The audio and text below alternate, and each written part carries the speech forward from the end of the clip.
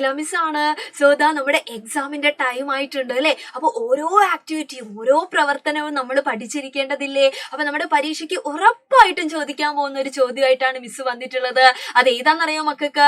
Yes, വരികൾ കൂട്ടിച്ചേർത്ത് എഴുതുക അല്ലെ. നമ്മുടെ ഇന്റഗ്രേഷന്റെ ഒരു ക്വസ്റ്റ്യൻ പേപ്പർ നമ്മൾ നോക്കിയാൽ, ചോദ്യ പേപ്പർ നമ്മൾ നോക്കിക്കഴിഞ്ഞാൽ ഉറപ്പായിട്ടും അതിനകത്ത് ഇങ്ങനത്തെ ഒരു ചോദ്യം നമുക്ക് കാണാൻ പറ്റും. അപ്പൊ ഇതാ അതിന്റെ ഒരു ഉദാഹരണമാണ് ഇവിടെ കൊടുത്തിട്ടുള്ളത്.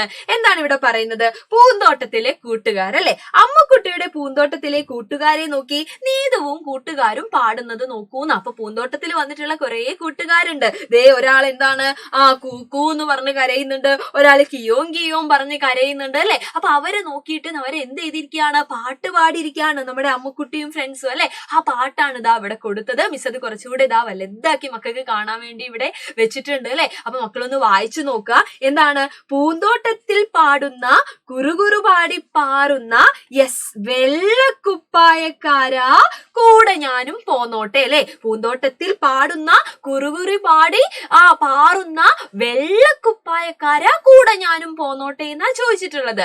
അപ്പൊ ഇതാ അടുത്ത വരികൾ നമ്മൾ എഴുതണം അല്ലെ. അടുത്ത 2 വരി ഇവിടെ കൊടുത്തിട്ടുണ്ട്. പൂന്തോട്ടത്തിൽ പാടുന്ന കൂകു പാടി പാറുന്ന അല്ലെ. നമ്മുടെ ചോദ്യത്തിൽ ഉണ്ടായിരുന്നു കൂകു എന്നാണ് കരയുന്നത് അല്ലെ. അപ്പൊ ഇവിടെ നമ്മൾ എന്തായിരിക്കും അടുത്ത 2 വരി നമ്മൾ എഴുതുക. ഇവിടെ മിസ് ഒരു ചിത്രമൊക്കെ വെച്ചിട്ടുണ്ട് അല്ലെ. ഒരു സൂചനയായിട്ട് മിസ് ഒരു ചിത്രം വെച്ചിട്ടുണ്ട്. അപ്പൊ നമുക്കറിയാം നേരത്തെ വെളുത്ത പക്ഷി ആയതുകൊണ്ട് നമ്മൾ വെള്ളക്കുപ്പായക്കാരാന്ന് വിളിച്ചു. അങ്ങനെയാണെങ്കിൽ ഇവിടെ നമുക്ക് എന്ത് വിളിക്കാം? യെസ്, നമുക്കിവിടെ കറുത്ത കുപ്പായക്കാരാന്ന് വിളിക്കാം അല്ലെ. അപ്പൊ ഇതാ കറുത്ത കുപ്പായക്കാരാ കൂടെ ഞാനും പോന്നോട്ടെ. അപ്പൊ മക്കൾ ആലോചിക്കാം, വരികൾ കൂട്ടിച്ചേർത്ത് പാടാൻ പറഞ്ഞു കഴിഞ്ഞാൽ നമുക്ക് നമ്മുടെ ഭാവനയ്ക്ക് അനുസരിച്ച് എന്ത് എഴുതാം?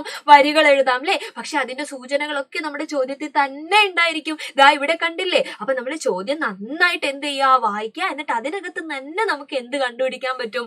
ഉത്തരം കണ്ടുപിടിക്കാൻ പറ്റും. അതൊരു താളത്തിൽ നമ്മൾ എഴുതിയാൽ മതി. ഓക്കെ. അപ്പൊ ഇതാ പൂന്തോട്ടത്തിൽ പാടുന്ന കൂകു പാടി പാറുന്ന കറുത്ത കുപ്പായക്കാരാ കൂടെ ഞാനും പോന്നോട്ടെ അല്ലെ. ഇനി ഒരു വരി കൂടെ നമുക്കവിടെ എഴുതാൻ പറഞ്ഞിട്ടുണ്ട്. അതായത് ഒരു സ്റ്റാൻസ് കൂടെ അല്ലെ, ഒരു 4 വരി കൂടെ നമ്മൾ എഴുതി കൊടുക്കേണ്ടതുണ്ട്. അതായത് ഇതാ ഇവിടെ മിസ് ഒരു ചിത്രം വെച്ചിട്ടുണ്ട്. ആരാണിത്? മഞ്ഞക്കിളിയാണ് അല്ലെ. മഞ്ഞക്കിളി കരയുന്നത് എങ്ങനെയാന്ന് ഇതാ ക്വസ്റ്റ്യനിൽ തന്നിട്ടുണ്ടായിരുന്നു. എങ്ങനെയാ കരയുന്നത്?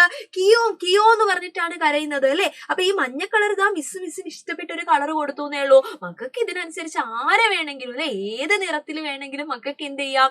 ഇവിടെ ഇമാജിൻ ചെയ്തിട്ട് ഇങ്ങനെ ഭാവനയിൽ ചിന്തിച്ചിട്ട് എഴുതാവുന്നതേ ഉള്ളൂ. അപ്പൊ ഇവിടെ നമുക്ക് എന്തെഴുതാം? യെസ്, പൂന്തോട്ടത്തിൽ പാടുന്ന കിയോം കിയോം പാടുന്ന മഞ്ഞക്കുപ്പായക്കാരാ കൂടെ ഞാനും പോന്നോട്ടെ. മിസ് അങ്ങനെയാണ് ചോദിച്ചിട്ടുള്ളത് അല്ലെ. അപ്പൊ മക്കൾക്ക് വേണമെങ്കിൽ എന്ത് ചെയ്യാം? നിറങ്ങളൊക്കെ മാറ്റി ഈ പറയുന്ന പോലെ എന്ത് ചെയ്യാം? വരികളൊക്കെ കൂട്ടിച്ചേർത്ത് എഴുതാം. അപ്പൊ നിർബന്ധമായിട്ടും ഇങ്ങനെ ഒരു ചോദ്യം നമ്മൾ പരീക്ഷയ്ക്ക് പ്രതീക്ഷിക്കണം. അപ്പൊ ആ ചോദ്യം കിട്ടിക്കഴിഞ്ഞു കഴിഞ്ഞാൽ നന്നായിട്ട് ചോദ്യം വായിച്ചിട്ട് എന്ത് ചെയ്യുക? ആ ചോദ്യത്തിൽ നിന്ന് തന്നെ നമുക്ക് ഉത്തരം കിട്ടും. മിസ് നേരത്തെ പറഞ്ഞതുപോലെ. അപ്പൊ ആ സൂചനകളൊക്കെ നോക്കിയിട്ട് ഇതേപോലെ നമുക്ക് എന്ത് ചെയ്യാം? എഴുതി നോക്കാം. അപ്പൊ മക്കൾ എന്ത് ചെയ്യുക? യെസ്, ഇപ്പൊ ഇവിടെ തന്നിട്ടുള്ള ഒരു കുഞ്ഞു കവിത അല്ലെ, കുഞ്ഞു പാട്ടാണിത്. അത് നല്ല ഉറക്കനെ എന്ത് ചെയ്ത് നോക്കുക?